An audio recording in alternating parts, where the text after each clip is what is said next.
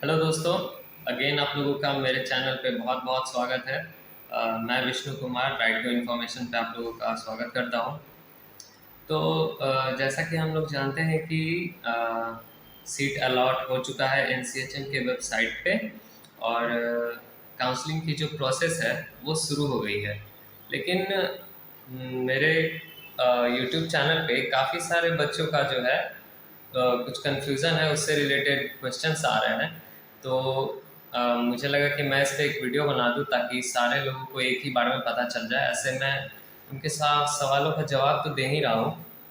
तो सबसे पहले तो मैं उन लोगों का धन्यवाद देना चाहूँगा जो जिन लोगों ने मेरे चैनल को सब्सक्राइब किया है और सपोर्ट करने के लिए बहुत बहुत थैंक यू। तो चलिए वीडियो की तरफ बढ़ते हैं।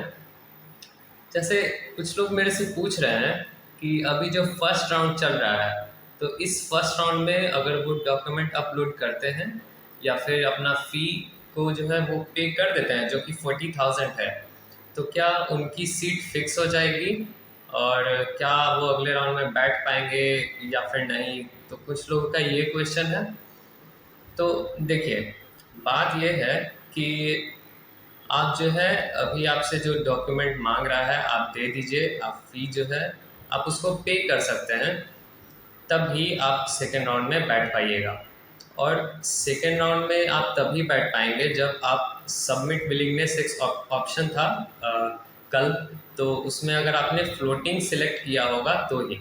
अगर आपने फ्रीजिंग सिलेक्ट किया है तो फ्रीज में तो आप सेकेंड राउंड में बैठ नहीं पाओगे। अगर आप फ्लोटिंग सिलेक्ट किए हो और उसके बावजूद आप अपना डॉक्यूमेंट जो है अपलोड कर रहे हैं, फी पे कर रहे हैं, तभी आपको मौका मिलेगा सेकेंड राउंड में आगे कॉलेजेस में बैठने का।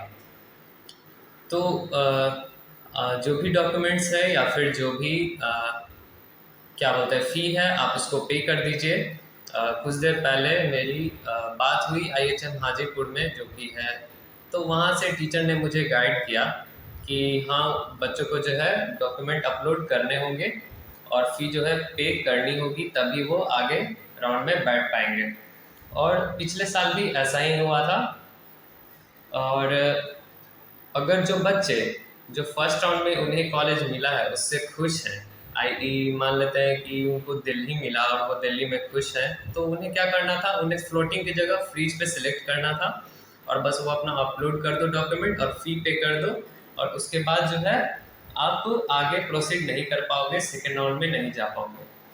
और अगला कुछ क्वेश्चन इस तरीके से आ रहा था कि मैं ओबीसी से बिलोंग करता हूँ, तो जो फॉर्मेट है तो वो किस काम का है। तो देखिए, फॉर्मेट की बात की जाए तो अगर आपने वो फॉर्मेट डाउनलोड कर लिया और आप उस फॉर्मेट पे जो सीईओ और शायद एसडीओ का और उसके बाद फिर डीएम का स्टैंप होता है, अगर आपने उस पर लगवा लिया है तो आप वो फॉर्मेट जो है सबमिट कर सकते हो। अगर आपके पास वो नहीं है, आपके पास ओरिजिनल ओबीसी का सर्टिफिकेट है जो कि होता है थोड़ा मतलब कागज टाइप का होता है, उस पे तीनों का है, आपके पास ओरिजिनल है तो आप ओरिजिनल भी डाल सकते हो।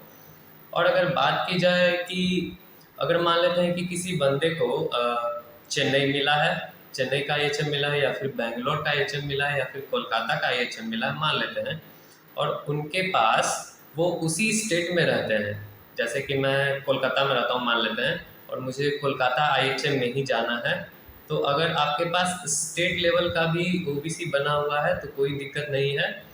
लेकिन अगर आप कोलकाता में रहते हो और आपको कहीं कोलकाता से बाहर कॉलेजेस लेना है, कहने का मतलब आप जिस स्टेट में हो और आपको उस स्टेट के बाहर का कॉलेज लेना है, तो डेफिनेटली आपको डीएम का स्टैंप उस पर लगवाना ही पड़ेगा। अगर या फिर अभी नहीं हो सकता है, अगर मान लेते हैं आपके पास डीएम का नहीं है, अभी एसडीओ का है या फिर उनसे भी नीचे ब्लॉक ऑफिस जो होती है, आपके पास उसका स्टैंप लगा हुआ है, तो कोई दिक्कत नहीं है।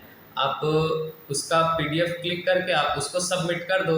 और जब सबमिट कर दोगे तो हो सकता है एक दो दिन में जो कि डॉक्यूमेंट वेरीफाई करता है, अगर उसमें कुछ उसको लगा कि दिक्कत है तो वो आपको इन्फॉर्म करेगा, और अगर दिक्कत नहीं लगा तो उसी तरह उसको प्रोसीड होने दीजिए। और जब आप पीडीएफ डाल लोगे ओबीसी का, उसके बाद आप जो है पीछे से खुद का ध्यान रखते हुए आप उस ओबीसी के पेपर को एसडीओ के पास भिजवा दीजिए। लगभग 10-15 दिन का टाइम लगेगा, उतने दिन में आपका वो डीएम का स्टैंप लग जाएगा। अगर फिर भी ज़्यादा टाइम लगता है तो अंडरटेकिंग का फॉर्मेट अगर वो बोलेगा कि नहीं, जैसे अगर मान लो आपने वेबसाइट पे डाला और उसको दिक्कत लगा कि नहीं, आपसे ब्लॉक ऑफिस या फिर एसडीओ ऑफिस का जो स्टैंप लगा हुआ उससे काम नहीं चलेगा, हमको डीएम का स्टैंप चाहिए, तो आप क्या करो कि आप अपना ओबीसी जो है वो दे दो एसडीओ के पास अपना स्टैंप लगने के लिए, या फिर डीएम के पास सिर्फ बचा हुआ है करने के लिए तो उनको दे दो, और बाकी अंडरटेकिंग फॉर्मेट जो है ओबीसी का आप वो फिलअप करके आप वो जमा कर दो। ठीक है। तो मुझे लगता है इतने ही क्वेश्चंस अभी तक मुझे आए हैं। ज़्यादातर मुझे कॉलेजेस से रिलेटेड मिली थी कि जैसा कि मैंने बताया कि अगर आप अभी अपलोड डॉक्यूमेंट कर दोगे या फिर फ़ी पे कर दोगे, आप अगर आपको सेकेंड राउंड में बैठना है तो आप फ्लोटिंग ज़रूर चूज़ कीजिए।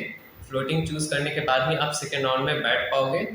और तभी मतलब अगर आपको सेकेंड राउंड में बैठना है ना तो आप अभी डॉक्यूमेंट अपलोड कर दो, फी पे कर दो। आपका जो है कॉलेज ऐसा नहीं है कि फिक्स हो जाएगा, आपको सेकेंड राउंड में मौका मिलेगा तभी जब आप फ्लोटिंग पे टैप किए होगे। मैं बार बार बोल रहा हूँ इस बात को, अगर फ्रीज कर दिए होगे तो आप सेकेंड राउंड में नहीं बैठ पाओगे। एक और बात मैं आप लोगों को बताना चाहूँगा कि अगर आपको कन्फ्यूज़न है कि सेकेंड राउंड में मुझे मेरे मन का कॉलेज मिलेगा या नहीं मिलेगा, अगर मुझे चेन्नई मिल रहा है तो क्या मुझे जयपुर मिलेगा या नहीं मिलेगा, एक बात बोल रहा हूँ। तो जैसे आप क्या करो ना कि एनसीएचएम का वेबसाइट ओपन करो।